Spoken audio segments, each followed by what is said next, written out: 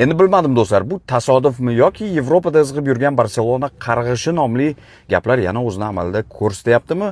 Barselonani mavsumdagi eng yaxshi o'yinlardan birini ko'rsatib mag'lub etgan Atletico Madrid safarda Rayo Vallecanoga qarshi do'stlar ketma-ket 4 ta mag'lubiyatli seriya bilan kelayotgan Rayo Vallecanoga qarshi 3-0 hisobida mag'lub bo'lyapti. Va endi mana shu aytilayotgan Barselona qarg'ishiga keladigan bo'lsak, nimaga bunday deyilyapti do'stlar? Har bir jamoa Barselona mana shu mavsumda, aytaylik, o'sha Interda o'tgan mavsumdagi Chempionlar Ligasi yarim finalining ikkinchi o'yinida sodir bo'lgan o'yindan keyin Inter dahshatli o'yin o'tkazgandi va finalda mag'lub bo'lgandi. Va bu mavsumda ham do'stlar Real Madrid, Chelsea, PSG va Atletico Madrid, adashmasam La Liga doirasidagi ham yana bir ikkita jamoalar bor edi.